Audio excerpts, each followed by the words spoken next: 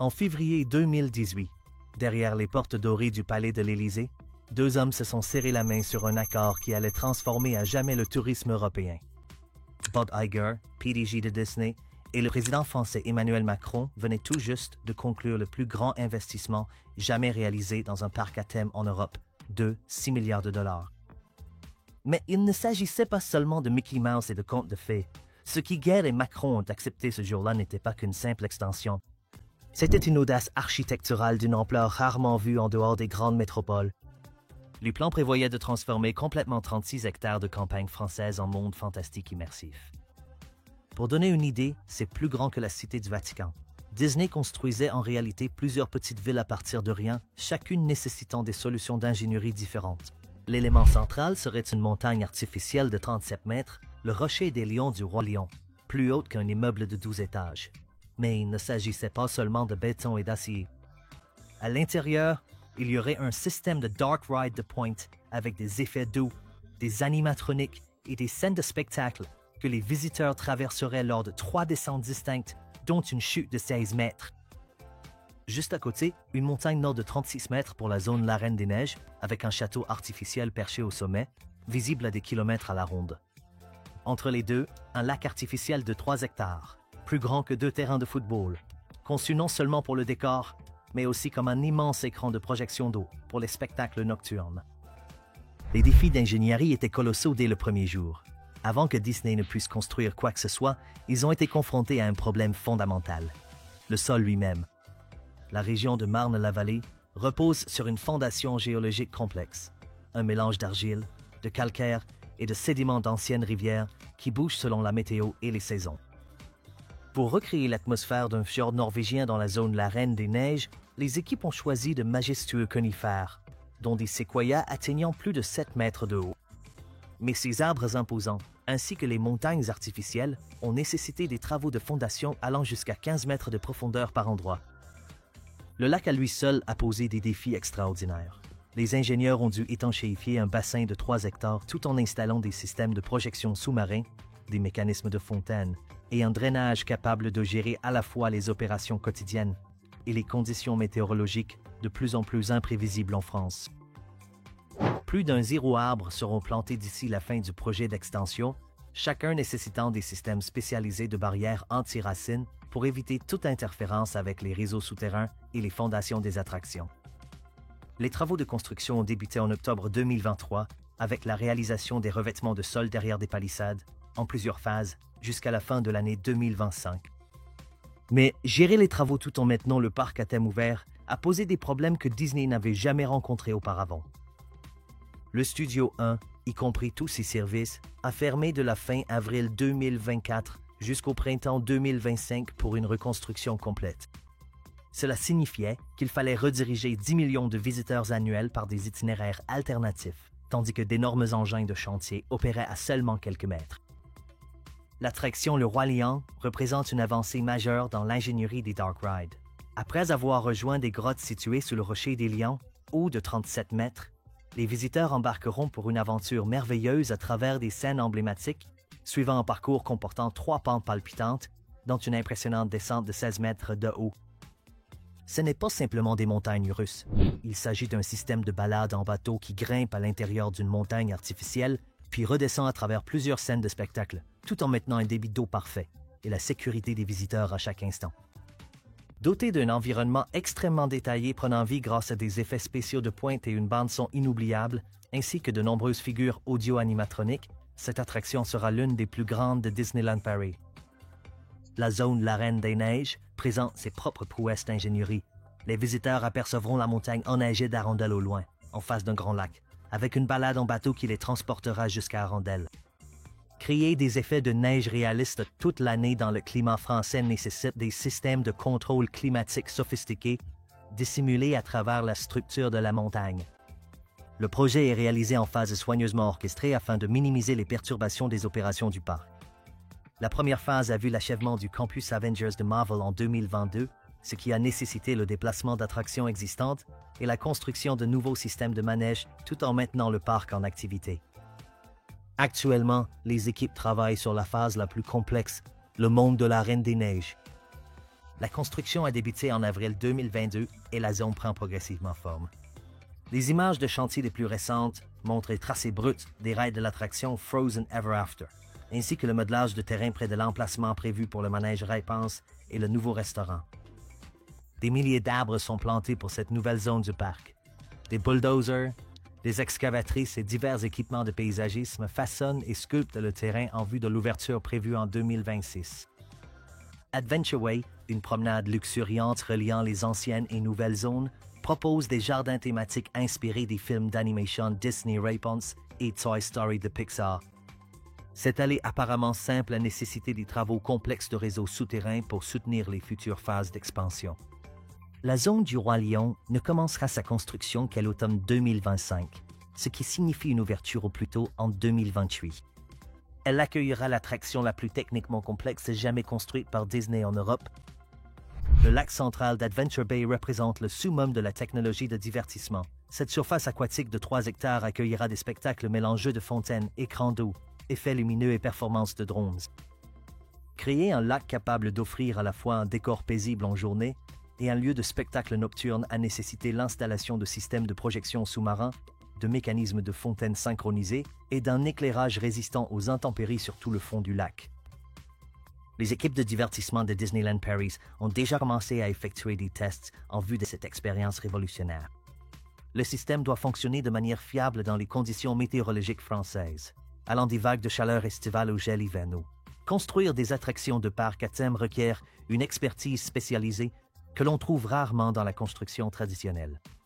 Les équipes d'Imagineering de Disney collaborent avec des entrepreneurs qui comprennent les exigences uniques de l'architecture de divertissement. Chaque structure doit respecter à la fois les normes de construction et les standards de sécurité internes de Disney, qui dépassent souvent les exigences légales. Les attractions doivent fonctionner parfaitement des millions de fois par an, tout en créant des illusions sans faille pour les visiteurs. Les montagnes artificielles nécessitent des structures en acier recouvertes de béton sculpté qui paraît parfaitement naturel sous tous les angles.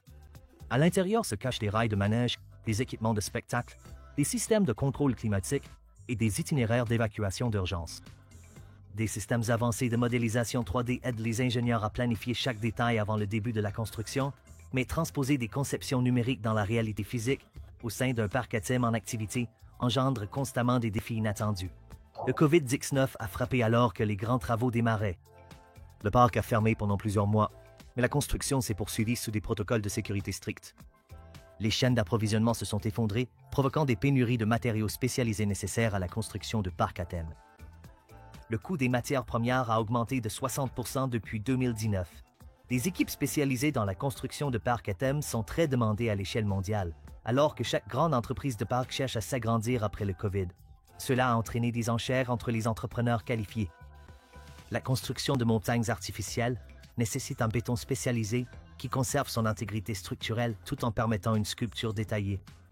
Ces matériaux sont devenus plus difficiles à se procurer et nettement plus coûteux pendant la pandémie. Les pénuries de main-d'œuvre ont repoussé les dates d'achèvement de plusieurs années. La construction de parcs à thème nécessite des artisans capables de réaliser à la fois des infrastructures fonctionnelles et des environnements fantastiques convaincants, un ensemble de compétences introuvables ailleurs dans le secteur du bâtiment.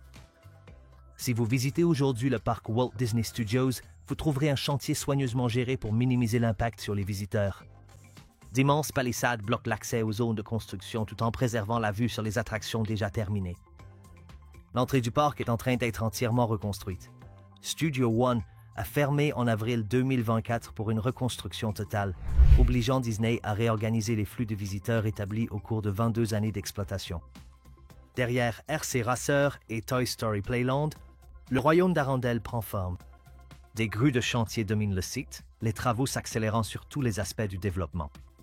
Les avancées sur la butte du parc, le lac, les bâtiments de spectacle et le château de glace d'Elsa deviennent chaque mois plus visibles. Une version de Frozen Ever After prend forme, avec des structures en béton désormais visibles. L'installation de la voie progresse, même si Disney n'a pas encore révélé les détails concernant les modifications du système de l'attraction nécessaire pour le site français.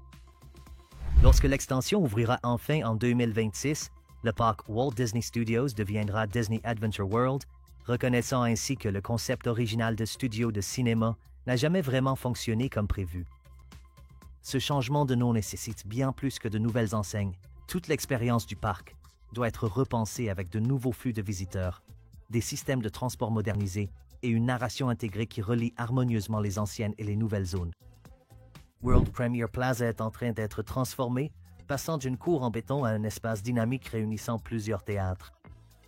L'espace comprend désormais le Studio Theater, le Studio D et l'Animagic Theatre, où des spectacles célébrant l'animation Disney et les histoires Pixar sont présentés chaque jour. Les nouvelles attractions représentent un bond technologique en avant. L'attraction Le Roi Lion combinera des expériences aquatiques spectaculaires avec une technologie audio-animatronique de pointe d'une manière encore jamais tentée. Après avoir rejoint les grottes sous le rocher des lions, les visiteurs parcourront 3 pentes palpitantes tout en vivant une narration immersive. La descente de 16 mètres doit maintenir des débits d'eau précis tout en offrant des chutes sensationnelles et des moments narratifs plus doux. L'attraction inspirée du film Lao sera la première expérience de carrousel volant de Disney. Un carrousel tournant qui élève les visiteurs dans les airs pour leur offrir une vue spectaculaire sur les paysages du parc. Cette attraction en apparence simple nécessite une ingénierie complexe afin de garantir la sécurité en hauteur tout en créant l'illusion du vol. Relier les nouvelles zones au parc existant pose des défis d'ingénierie uniques. Adventure Way doit fusionner harmonieusement différents styles architecturaux tout en abritant des infrastructures souterraines pour les anciennes et les nouvelles attractions. Le système de chemin a nécessité de rediriger les réseaux de drainage, d'électricité et de données conçus pour la configuration originale du parc de 2002. Chaque nouveau point de connexion risque de perturber le fonctionnement existant. Les calculs de capacité d'accueil des visiteurs deviennent essentiels. Le parc agrandi devra gérer près du double de sa fréquentation actuelle, ce qui exige des allées plus larges, davantage de toilettes, une offre de restauration étendue et des itinéraires d'évacuation d'urgence supplémentaires.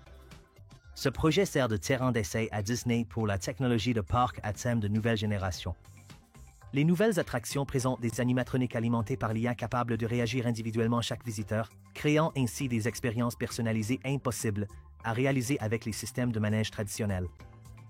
Des applications mobiles permettront de tout gérer, des réservations d'attractions à la livraison de repas, avec un suivi de localisation, offrant des expériences personnalisées en fonction de l'endroit où se trouvent les visiteurs dans le parc. Le lac artificiel sert également d'immense terrain d'essai pour des essais de drones, des projections sur l'eau et des systèmes d'éclairage synchronisés. Si elles s'avèrent concluantes, ces technologies seront déployées dans tous les parcs Disney à travers le monde. Les enseignements tirés à Paris influenceront la construction des parcs Disney pour les décennies à venir. La construction a créé des milliers d'emplois spécialisés. Les ouvriers doivent maîtriser à la fois les techniques de construction traditionnelles et les exigences uniques de la construction de parcs à thème. Beaucoup ont déménagé avec leur famille en banlieue parisienne pour des contrats de plusieurs années. Le projet nécessite tout, des spécialistes du béton capables de sculpter des rochers réalistes aux techniciens en électronique qui installent les systèmes de contrôle des attractions. Disney maintient des programmes de formation pour développer des travailleurs possédant ces combinaisons de compétences rares. Une fois l'extension achevée, 5 travailleurs permanents supplémentaires seront employés dans les domaines de l'exploitation, de la maintenance, du divertissement et des services aux visiteurs. Il ne s'agit pas seulement d'emplois de service. Beaucoup exigent une expertise technique pour faire fonctionner des systèmes d'attraction sophistiqués. Les considérations environnementales influencent chaque décision de construction. Les panneaux solaires sont intégrés aux façades des attractions sans compromettre la narration visuelle.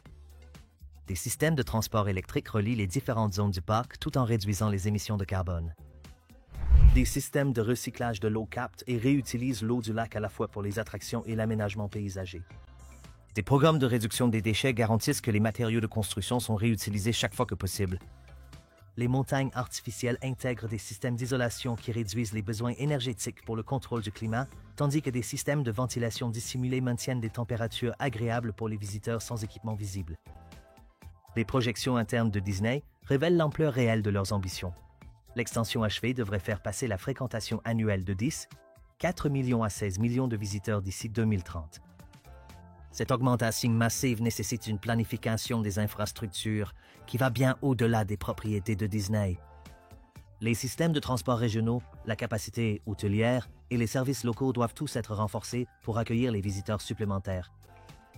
La dépense moyenne par visiteur doit passer de 51 € à 75 € par jour grâce à des expériences premium et des séjours prolongés.